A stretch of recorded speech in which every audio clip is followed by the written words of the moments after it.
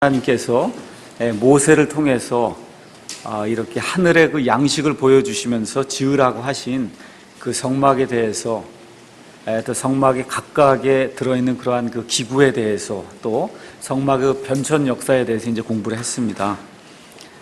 오늘부터 시작해서 2시간 아니면 3시간 정도에 걸쳐서 성막에서 어떤 헌물을 이 유대인들이 드렸는가, 그리고 이와 같은 것들이 무엇을 의미하는가, 여러분과 제가 구약 성경을 이제 읽고 또 신약으로 이제 넘어와서 보면, 요한일서 2장 같은 데 가서 보시면 우리 예수님을 가리켜서 예수님은 화해 헌물이시다, 그렇게 이야기를 합니다. 화해 헌물. 자, 그럼 화해 헌물은 뭐고, 죄 헌물은 뭐고, 그 다음에 화목, 화평 헌물은 뭐고, 등등해서 여러 가지 그 헌물들이 많이 나오거든요. 그래서 구약 성경에 나와 있는 그와 같은 그 개념들, 헌물의 개념들을 저와 여러분이 잘 이해하게 될 때 신약 성경에서 우리 예수님께서 이루신 그 속죄에 대해서 잘 이해할 수가 있습니다. 자, 구약의 성막이 신약의 예수 그리스도를 예표했고, 또 그분의 성품과 또 그분의 사역을 예언할 것 같이 성막에서 드린 헌물들도 예수 그리스도의 사역과 또 구속함을 받은 성도의 그 본분을 교훈으로 이제 가르쳐 주고 있습니다. 그렇기 때문에 우리가 성막에서 드린 헌물들에 대해서도 몇 시간 전 걸쳐서 이렇게 하나하나 이제 자세히 살펴보면서 혹시 예전에 알지 못했던 그런 부분들, 또 잘못 알고 있었던 그런 부분들 있었나 이제 확인해 보고, 이게 성경이 무엇라고 이야기하는지 그것을 통해서 구약 성경을 통해서 하나님이 우리에게 주시고자 하는 그와 같은 진리를 우리가 탐구했으면 좋겠습니다. 성막에서 그 드린 헌물들은 출애굽기, 레위기, 민수기, 신명기, 그 외에도 이제 여러 곳에 이제 많이 나와 있는데, 특별히 그 헌물들에 대해서 가장 자세히 나와 있는 것은 레위기입니다. 그래서 레위기에 이제 가서 보시면은 이 헌물이 5가지가 나옵니다. 근데 어떤 사람들은 헌물이 6가지다 이제 그렇게 이야기하는데, 그 6가지라고 이야기하는 것은 레위기 7장에 근거해서 이제 한 가지를 더 첨가한 겁니다. 그 6개로 보는 그러한 그 견해는 이제 아론과 그의 아들들을 이렇게 거룩히 구별해서 제사장으로 세우는 위임식, 아니면 성별하게 만드는 그와 같은 그 어떤 예식을 행하게 됐는데, 그때 이제 헌물을 이제 하나님께 드리게 되거든요. 그래서 이와 같은 거를 이 개역 성경에서는 위임식의 헌물이다 이렇게 얘기를 했고, 그 다음에 우리 킹제임스 성경에서는 성별하기 위해서, 그래서 영어로는 consecration이라고 하는 그와 같은 단어를 썼는데, 이 consecration이라고 하는 이 제사장들을 거룩히 구별하기 위해서 하나님 앞에 드린 그와 같은 헌물, 이것도 또 하나의 헌물이 아니겠느냐 이렇게 이제 생각을 해서 6개라고 이야기를 하는 그와 같은 사람들도 있습니다. 근데 대부분의 그 성경 주석이라든지 아니면은 그 성경 그 사전 같은 데 가서 보시면은 5가지 헌물이 이 레위기에 이제 기록이 돼 있다, 그렇게 이제 이야기를 합니다. 제일 먼저 나오는 게 번제 헌물. 근데 번제 이제 자꾸 이게 제자를 쓰면 이게 안 좋은데 어쩔 수가 없어요. 그래서 처음에는 저희가 번제 헌물 아주 간단해요. 태우는 헌물이에요. 영어로 burnt offering이에요. 그래서 전체를 태워서 드리는 헌물이기 때문에 그냥 태워서 드리는 헌물 아니면 태우는 헌물 이렇게 해서 처음에 저희가 번역을 했는데, 이게 읽는데 또 굉장히 문제가 많이 생기더라고요. 그래서 어쩔 수 없이 간단하게 이걸 부르기 위해서 그냥 번제 헌물이라고 지금 킹제임스 흠정역 성경에는 번역이 되어 있고, 그 다음에 이제 나오는 게 소제라고 하는 게 나와 있습니다. 소제. 소제는 뭐 이렇게 청소한다 이런 뜻이 아니고, 소제 헌물은 음식 헌물이에요. 하나님께 음식물을 드리는 그와 같은 헌물을 개역 성경에는 소제라고 표현했고, 그 다음에 영어에서는 meat offering, meat이라고 했어요. meat은 고기가 아니고 1611년 당시에는 meat이라고 하는 meat가 음식물을 표현했습니다. 그래서 음식물로 하나님께 헌물을 드리는 음식 헌물이, 그러니까 너무 간단한 거예요. 음식 헌물이 있어요. 그 다음에 3번째, 우리 속죄제라고 이제 보통 개역 성경이 이야기하는데, 그거는 죄 헌물. 죄로 말미암아, 죄로 인해서 하나님께 드리는 그와 같은 헌물이 죄 헌물입니다. 영어는 아주 간단해요. sin offering이에요. 뭐 너무 간단하게 되어 있습니다. 그 다음에 이제 속건제라고 하는 게 있는데, 여러분 개역 성경 읽으실 때 속건제 많이 들어봤죠? 거기 나오는 건은 죄 건자입니다. 그러니까 속죄제가 있고 속건제가 있는데, 이제 좀 이따 이제 공부해 보시면 알겠지만, 이 속건제는 우리 영어로는 trespass offering 이렇게 돼서 범법을 했을 때 우리가 이제 드리는 그와 같은 헌물인데, 이 속죄를 위해서 드리는 그와 같은 헌물보다는 조금 좀 강도가 약한 이와 같은 헌물을 우리가 속건제, 이제 그렇게 해서 개혁 성경에서 배웠고, 우리 킹제임 성경에서는 그냥 말 그대로 trespass offering 그대로 번역을 해서 범법 헌물이다, 이제 그렇게 얘기를 했고, 맨 마지막으로 우리 개혁 성경에 화목제라고 되어 있습니다. 화목제, 이거는 영어에서는 peace offering, 그래서 하나님하고 평화를 갖기 위해서, 화평하기 위해서 드리는 그와 같은 헌물 해서 우리 킹제임 성경에서는 화평 헌물이다, 이렇게 이제 번역이 되어 있습니다. 자, 그래서 번제 헌물, 음식 헌물, 그 다음에 죄 헌물, 그 다음에 범법 헌물, 그 다음에 화평 헌물, 이렇게 5가지 중요한 헌물이 레위기에 이제 나와 있습니다. 자, 이것들을 하나하나 이제 공부해 보고, 여기 담겨 있는 그런 뜻이 무엇이고, 이런 것들이 우리 주 예수님과 어떠한 관계가 있는가, 이런 것들이 이제 우리가 살펴보기에 앞서서 제사하고 헌물을 좀 우리가 구분을 해야 됩니다. 제사하고 헌물. 그래서 이게 제사, 우리는 이 샤머니즘, 이 불교, 그 다음에 유교 이런 것들을 하면서 옛날에 그 인도에서부터 이 샤머니즘이 중국을 거쳐서 우리나라에 이제 들어오다 보니까 자꾸 무언가를 이렇게 그 귀신을 이렇게 뭐라 그럴까, 위로하는 그런 차원에서, 아니면은 죽은 사람의 어떤 넋을 위로한다고 하는 그런 차원에서 자꾸 무언가 그 제사라고 하는 개념을 그렇게 생각하고 있거든요. 근데 처음에 개역 성경을 번역할 때 그 번역자들의 사상 속에도 그 하나님이나 아니면 성령님, 예수님도 이런 귀신이나 아니면 죽은 사람의 어떤 그런 넋같이 무언가를 이렇게 좀 위로를 해줘야 되는 그런 대상으로 이제 생각을 했어요. 그렇게 하다 보니까 영어 성경이나 아니면 히브리어 성경에는 어퍼링으로 돼 있어요. 어퍼링 무언가 하나님께 드리는 헌물이라 그런 뜻이에요. 하나님께 드리는 헌물인데 바치는 건데 그걸 자꾸 제사로 번역을 했단 말이에요. 그래서 번제, 무슨 화목제에서 자꾸 제사를 강조해요. 그러니까 우리가 뭐 기일이 되면 제사 드리는 그런 식으로 뭐 일주일에 한 번씩 제사 드리고 뭐 하는 그런 제사 개념으로 자꾸 생각을 하다 보니까 뭐 일천 번제를 드려야 된다 그러고, 한국 사람들의 그러한 그 사고 방식 속에는 아예 그게 그냥 꽉 들어차 있는 그런 상황입니다.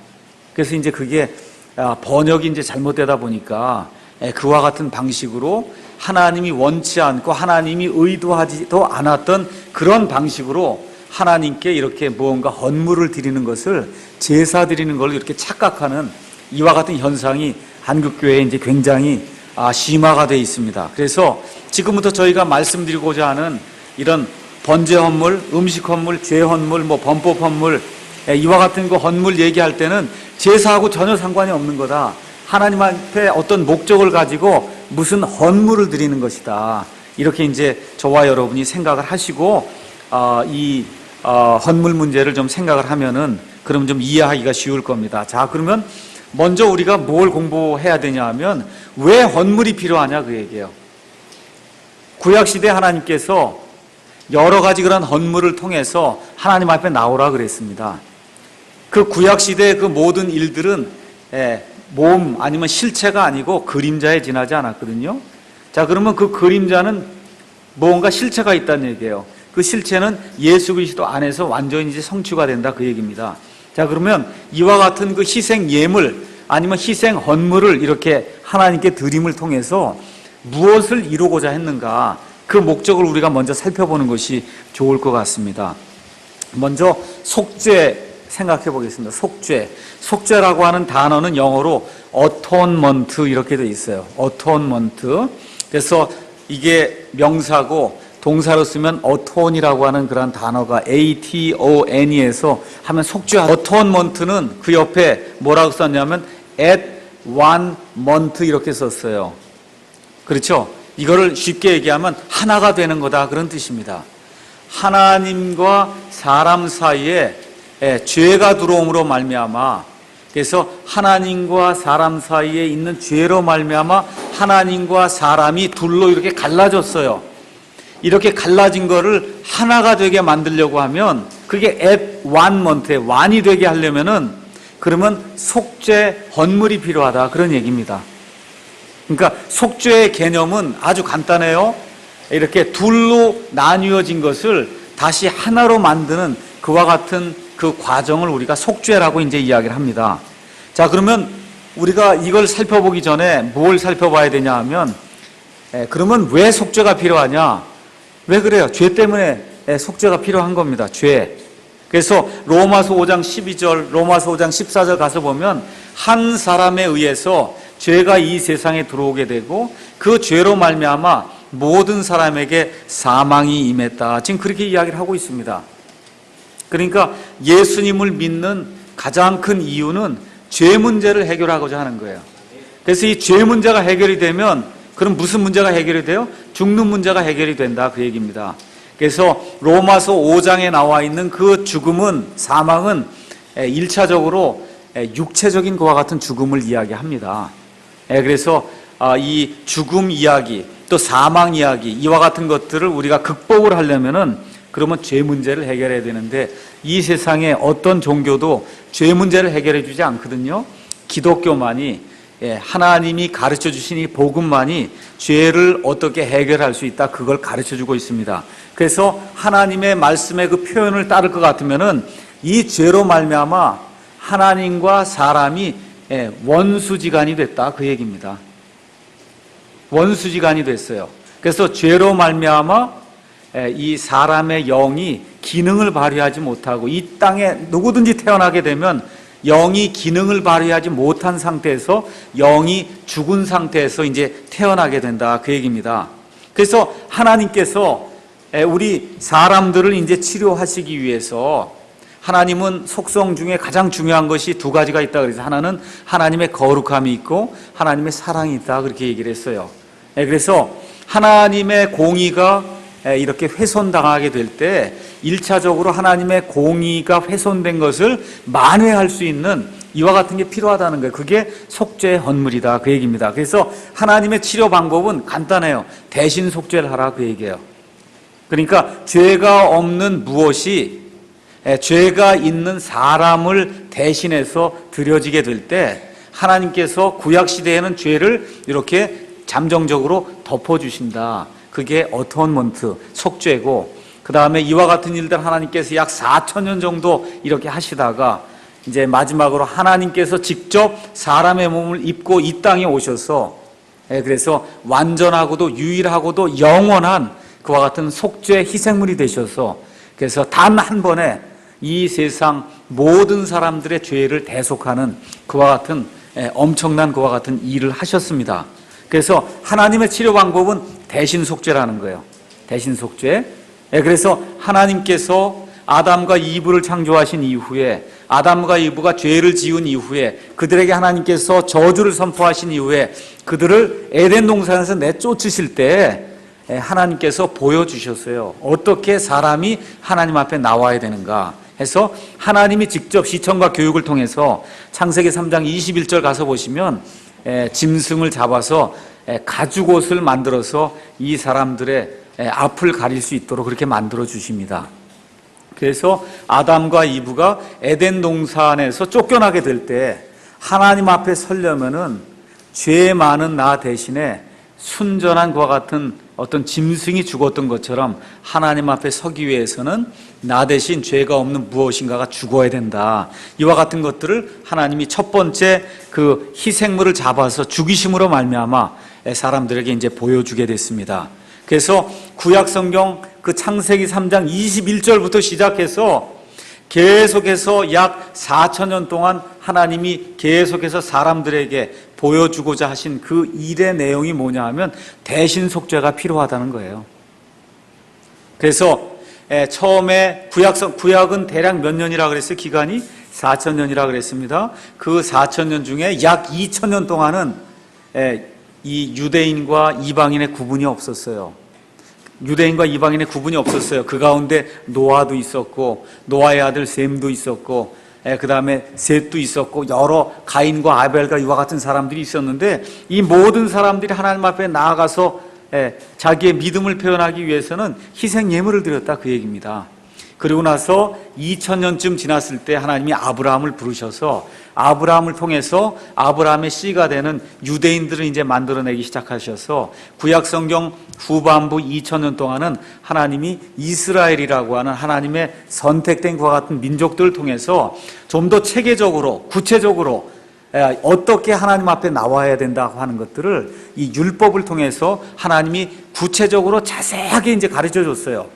그래서 그 자세하게 가르쳐 준 것이다. 뭘 향하도록 이렇게 되어 있냐면 십자가에서 죽음을 당하셔서 그래서 요한복음 1장에서 이 침례자 요한이 예수님을 가리켜서 세상 죄를 제거하시는 하나님의 어린 양을 보라 그랬습니다. 그래서 예수님은 세상의 죄를 제거하시는 대속의 어린 양으로 이 땅에 오셨다고 하는 그런 사실을 우리에게 보여주고 있거든요. 그래서 구약 4000년 동안에 되어진 모든 일을 한마디로도 얘기해라. 헌물의 개념으로 얘기해라. 그러면 속죄 헌물을 하나님께 어떻게 드려서 사람이 하나님 앞에 이렇게 용서를 얻을 수 있는가.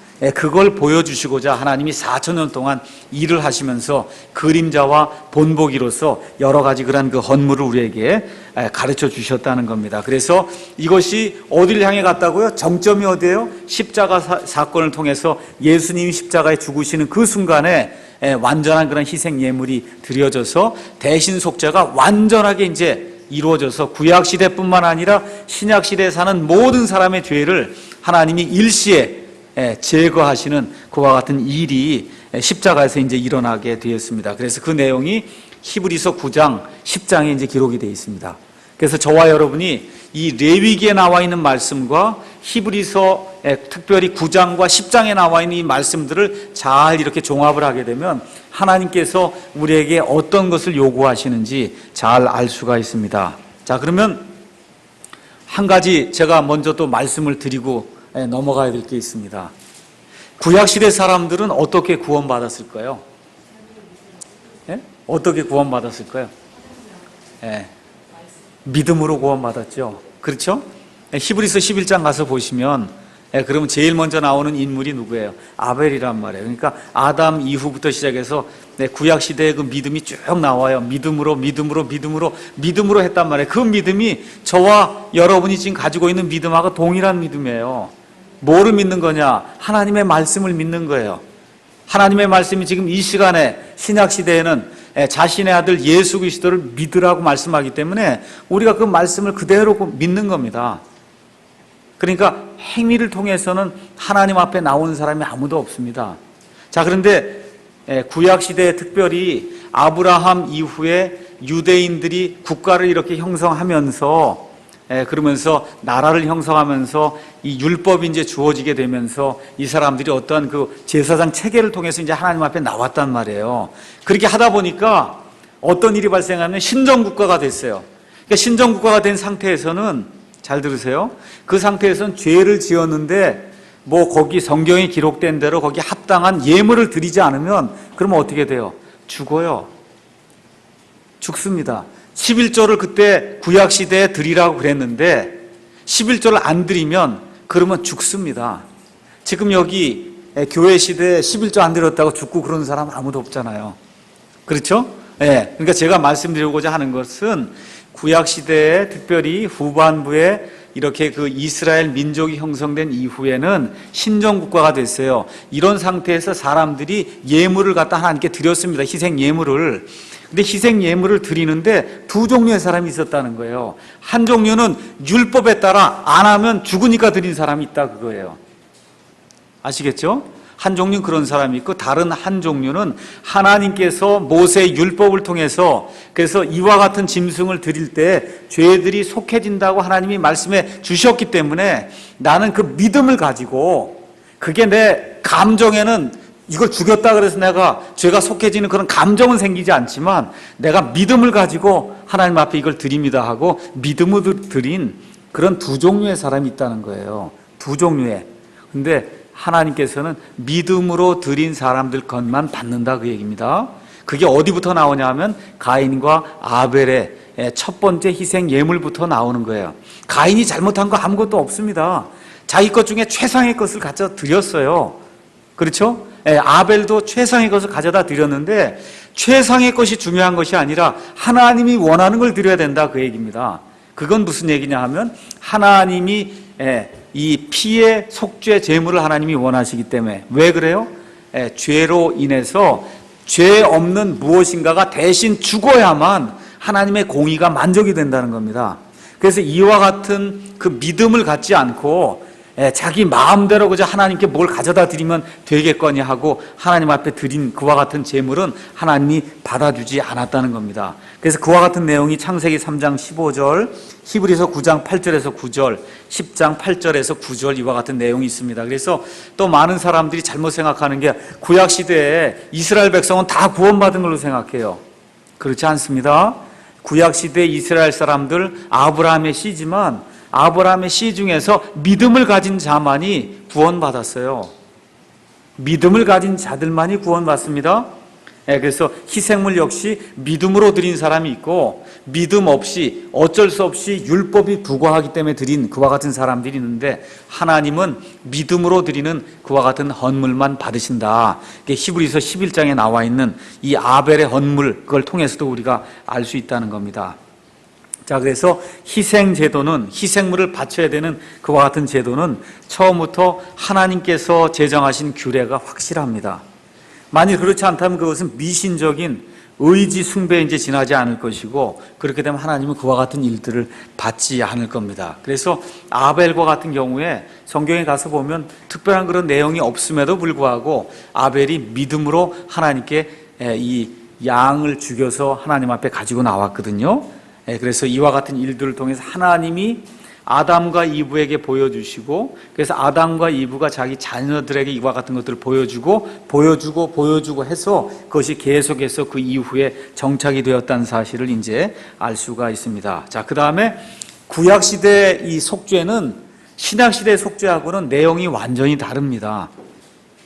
잘 들으세요. 속죄가 이루어지긴 이루어졌는데 구약시대 것은 짐승을 잡아서 그 짐승을 죽임으로 말미암아 속죄가 이루어졌기 때문에 그 속죄가 완전하지는 못했어요. 어떻게 됐어요? 잠정적으로만 덮어만 준 거예요. 죄를 덮어줬어요. 또 죄 지으면 또 가서 짐승을 잡아 죽이고, 그러면 하나님이 잠시 눈을 감아주시고, 이와 같은 일들이 계속해서 반복이 됐던 겁니다. 이거에 비해서 우리 예수님께서 십자가에 들이신 그와 같은 그 완전하신 그 희생 제물은 한 번만 드리면 끝나는 거예요. 영원히 완전하게 단 한 번에 우리 예수님은 끝내신 겁니다. 그래서 이 구약 성경의 속죄라고 하는 그런 개념은 죄를 잠정적으로 덮어주는 그와 같은 개념이다. 자, 그래서 아담과 그의 아들들, 또 그 이후에 노아와 그의 아들들, 아브라함과 그의 후손들, 또 욥이라든지 멜기세덱은 유대인이 아니에요. 욥과 멜기세덱은 유대인이 아닙니다. 이와 같은 사람들도 다 같이 모세의 율법 이전에 이미 하나님께 희생 예물을 드렸습니다. 그러니까 모세가 이 성막을 이렇게 하나님으로부터 양식을 받아서 짓고 희생 예물의 그런 제도를 신정 국가에 부과한 것은 사실이지만 그 이전에 이미 하나님의 많은 사람들이 하나님 앞에 나오기 위해서 이렇게 희생 제물을 드렸다고 하는 그런 사실을 우리가 알 수가 있습니다. 그래서 BC 지금부터 모세의 율법은 지금부터 BC 1500년경에 생기는 겁니다. 1500년경. 그러니까 지금부터 약 3500년경에 모세의 율법이 이제 생겨나면서 희생물 드리는 때가 어느 때냐, 희생물의 수와 그 다음에 희생물의 종류 이런 건 어떤 거냐, 이런 거를 규정하기 시작한 것입니다. 그래서 모세 율법 이전에는 그러면 누가 이와 같은 것들을 드렸냐 하면 집안의 가장이 드렸어요. 그러니까 집안의 가장이 제사장 역할을 했던 겁니다. 그러니까 제사장은 다른 거 없어요. 하나님 앞에 서서 희생 예물을 드리는 그한 역할을 한 사람을 우리가 프리스트, 제사장으로 이야기했는데, 이 모세의 율법이 생기면서부터는 레위 지파 중에서 아론에 속한 그와 같은 사람들만이 제사장이 될 수가 있었고, 그 이전에는 뭐 아벨이라든지 가인이라든지 노아라든지 이런 사람 제사장 아니거든요. 욥도 제사장이 아닙니다. 심지어 아브라함도 제사장이 아니에요. 근데 이 모든 사람들이 제사장이 아님에도 불구하고 가족의 제사장이 된 겁니다. 그래서 하나님이 원하시는 그와 같은 희생 예물을 이제 골라서 이제 드렸습니다. 그래서 이 가족 중에서도 특별히 가족의 대표가 누가 됐냐면 장자가 됐거든요. 그래서 많은 경우에 큰 아들이 가족을 대표하는 그런 제사장이 돼서 그래서 하나님 앞에서 이와 같은 그 제사장 역할을 이제 하게 됐습니다.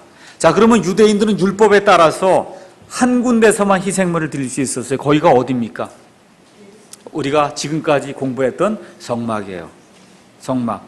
뭐 집에서 이렇게 희생물 드리거나 하는 게 아닙니다. 그러니까 지금까지 우리가 한 10시간 동안 성막을 공부했는데 그 성막을 공부한 그 이유 중에 가장 큰 게 뭐예요? 이 희생물 드리려고 하는 거예요. 희생물. 특별히 이제 우리가 7절기를 공부할 거 아닙니까? 유대인들의 그 7절기도 대단히 재미있고 흥미가 있는 그와 같은 내용인데 그 유대인들의 그 7절기 중에 가장 중요한 거 하나를 들어라 그러면 속죄일이에요. 이스라엘 백성이 1년에 하루 속죄일을 지키면서 그래서 그 속죄일에 이스라엘의 온 백성이 하나님 앞에서 완전히 죄를 속함받는 그와 같은 일이 생겼거든요. 그 일이 어디서 이루어져요? 성막에서 이루어지는 거예요. 그러니까 하나님이 성막을 이렇게 양식을 주시면서 만들라고 하신 것은 조금 더 이렇게 규칙적으로 조금 더 이렇게 정형화해서 그래서 하나님 앞에서 사람들이 속죄를 받을 수 있도록 그렇게 하시기 위해서 그래서 이 성막에서 특별히 어디에서 짐승을 잡아 죽였어요? 성막에 있는 번제 제단, 노제단에서 이 희생물을 하나님께 이제 드리게 됐습니다. 그래서 구약 시대의 예배는 잘 들으세요, 여러분. 구약 시대의 안식일에는 우리처럼 이렇게 예배 드리는 게 아니에요. 구약 시대의 안식일은 뭐 하는 날이에요? 그냥 장막에서 쉬는 날이에요. 여러분 잘 생각하셔야 돼요. 그러니까 구약 시대 특별히 이스라엘 백성의 예배는 다 어디서 이루어지는 거예요? 성막에서 뭘 잡아서 짐승을 잡아 드리거나 무언가 하나님이 원하시는 것 같은 헌물을 드림으로 이런 공적인 예배가 이루어졌다 이렇게 보시면 되는 겁니다. 그렇게 하고 1년에 또 3번 이스라엘 백성들이 모여야만 됐어요. 특별히 남자들이 거기 모여서 그래서 하나님의 이 리더인 제사장이 이끄는 대로 하나님 앞에 이제 공적인 그와 같은 예배를 드리고 그리고 죄가 있을 때 와서 이렇게 하나님께 헌물을 드리고 나머지 안식일엔 집에 가서 쉬는 거예요. 안식일은 쉬는 날입니다. 이렇게 돌아다니고 뭐 이렇게 우리처럼 예배 드린다고 차 몰고 다니고 그런 날은 안식일 아니에요. 지금도 유대인들은 이 안식일 날 금요일 밤부터 토요일 밤 6시까지는 차를 절대 운전하지 않습니다. 절대 운전하지 않아요. 그건 안식일이 아니기 때문에 안식일을 범하는 거기 때문에 그러니까 유대인들 구약시대 유대인들의 공적인 예배하고 지금 우리 신약시대 우리 성도들이 드리는 공적인 예배는 내용이 다르다 그 얘기입니다. 우린 멀리 있어도 차를 타고 여기 와서 예배를 드리잖아요. 안식을 구약시대의 개념으로 얘기하면 안식을 범하는 거예요. 그래서 여기 모여서 공적인 그와 같은 예배를 드렸고 이 구약시대의 유대인들은 이 하나님이 계신 그와 같은 성막을 찾아가서 이와 같은 그 제사장의 그 중간 개입이 제사장의 중간 개입이 없으면 예배가 안 되는 겁니다. 예배가.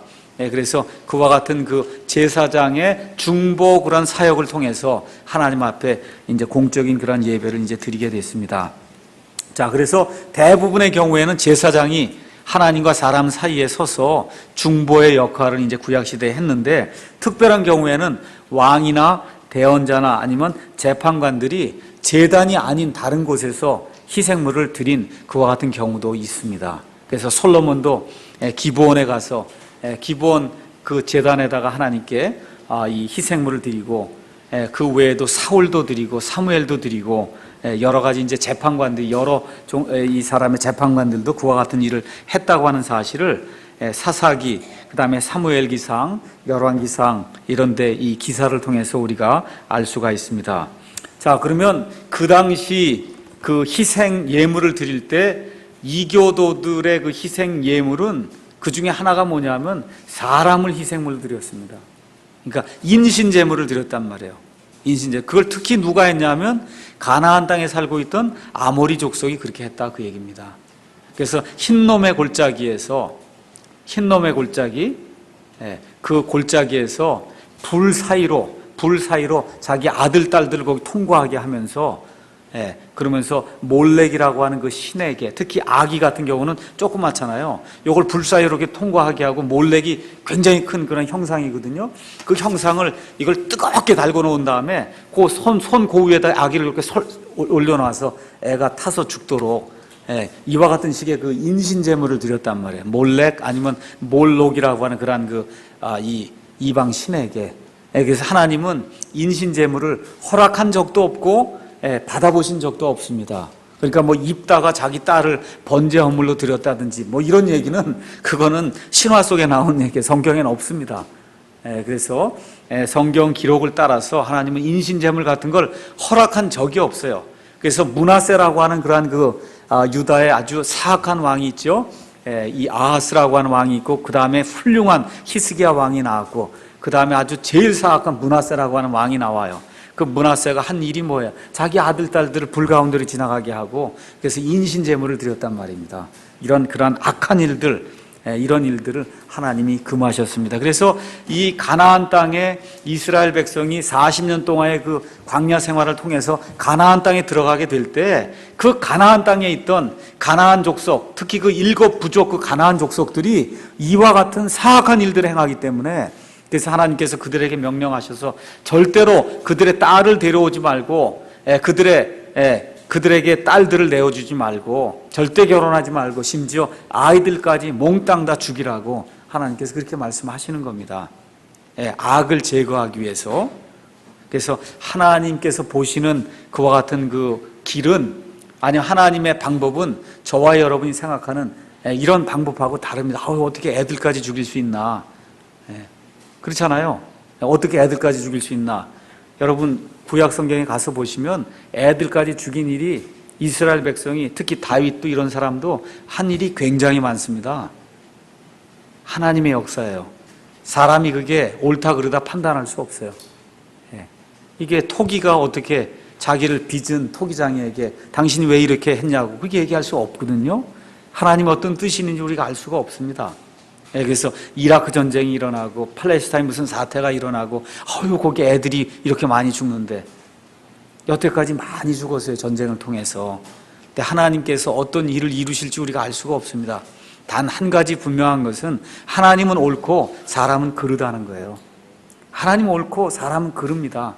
그러니까 우리의 그런 판단 잣대를 가지고, 그래서 하나님은 참 공의롭지 못하다, 그렇게 이야기할 수 없다고 지금 성경이 이야기를 하고 있습니다. 자, 그러면 성경을 가서 보시면 희생물이라고 하는 말이 나오고 헌물이라고 하는 그런 말이 나옵니다.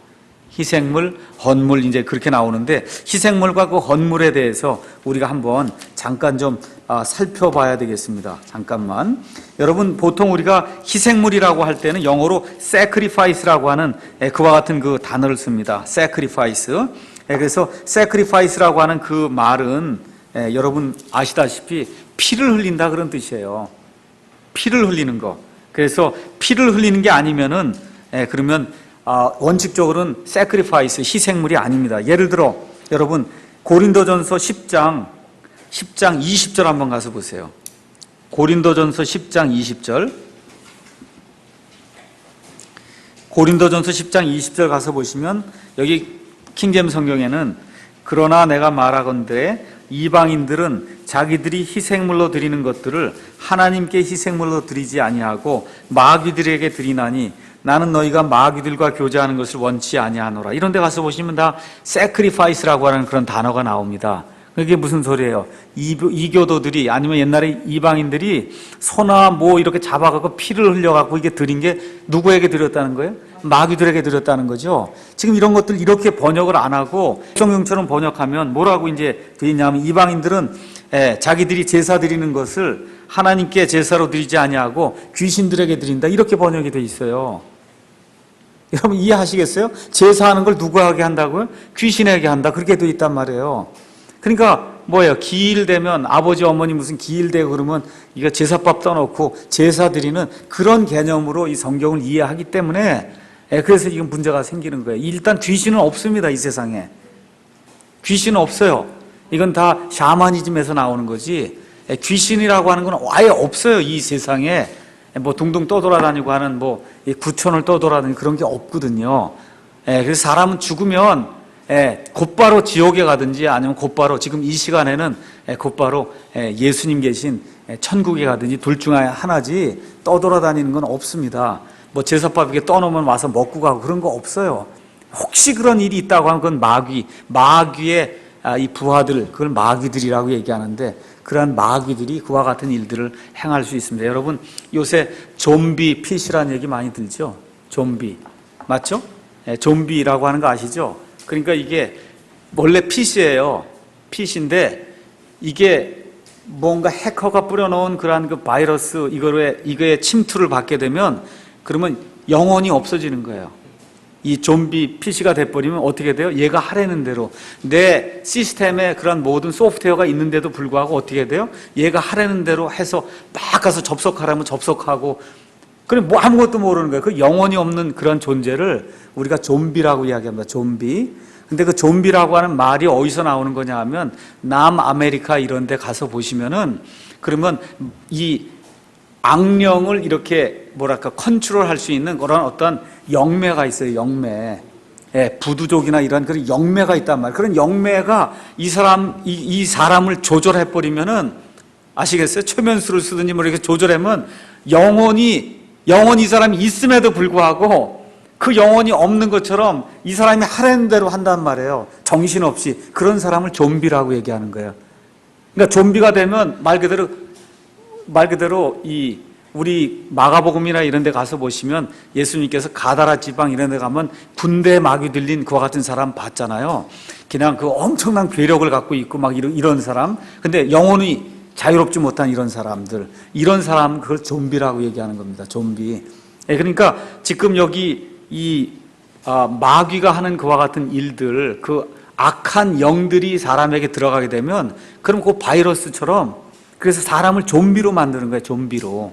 이렇게 만드니까 어떤 일들이 이제 생기게 되냐 하면 예를 들어 베레아라든지 이런 데 가서 성락교 이런 데 가서 보면 다 뭐 할아버지 귀신이 들려서 그렇다 그러고 여러분 거기 가서 축사한다고 그런 데 가서 한번 보세요. 그러면 목사가 막 나가라 그러면 그냥 갑자기 다른 사람 목소리가 막 튀어나옵니다. 여기서.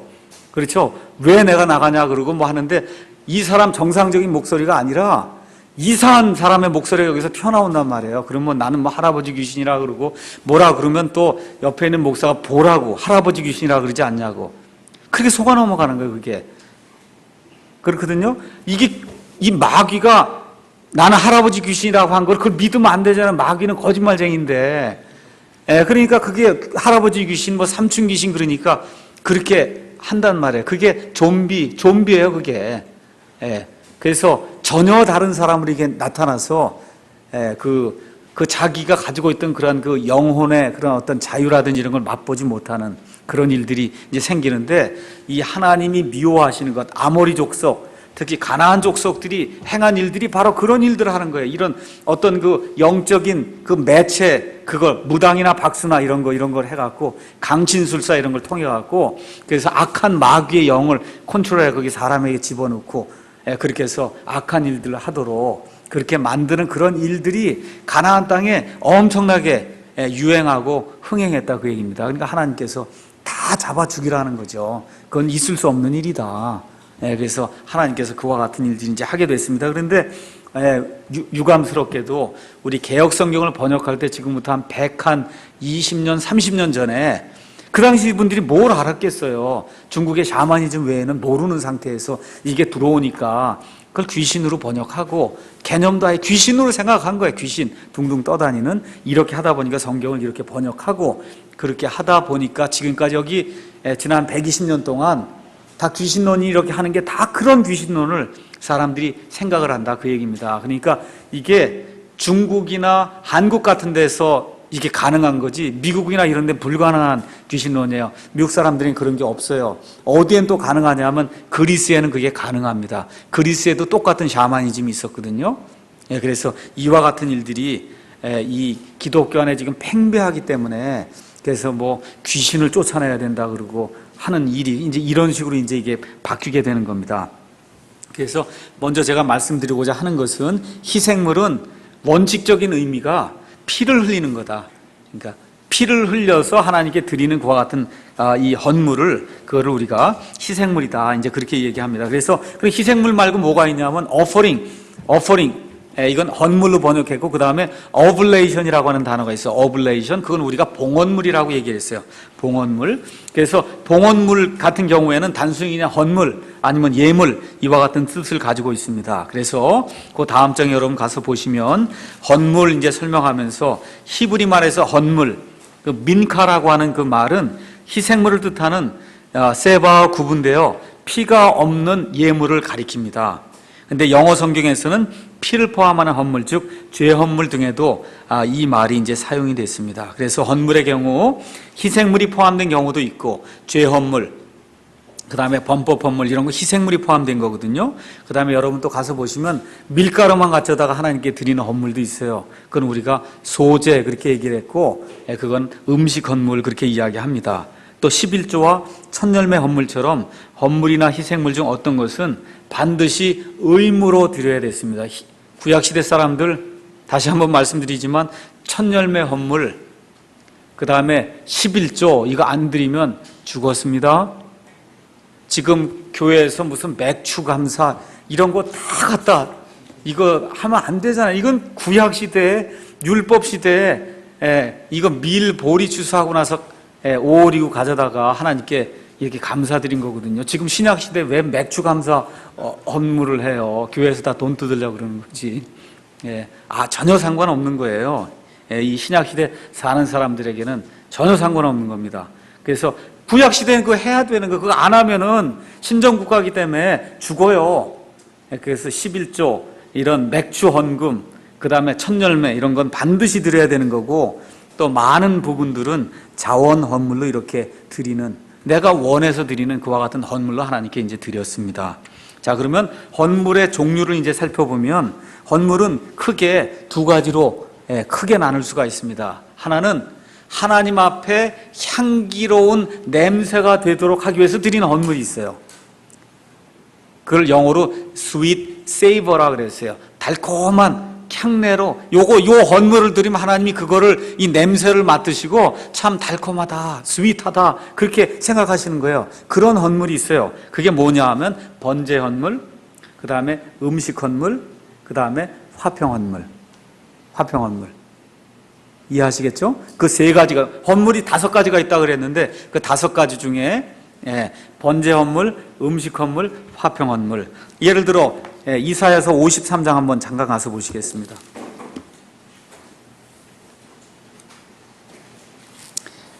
이사야서 53장 10절 가서 보세요. 이제 53장은 여러분이 잘 아시는 대로 예수님에 대한 그런 예언이죠. 그 예수님에 대한 예언 쭉 보면서 53장 10절에 그러나 주께서 그를 상하게 하는 것을 기뻐하사 예수님에게 상처 입히는 걸 기뻐하셨단 말이에요. 그에게 고통을 두셨은즉 주께서 그의 혼을 죄로 인한 헌물로 삼으시는 게 죄 헌물로 삼으셨단 말이에요. 예수님을 그걸 삼으실 때 그가 자기 씨를 보고 자기 날들을 길게 하며 또 주의 기뻐하신 일이 그의 손에서 번영하리이다. 11절 보세요.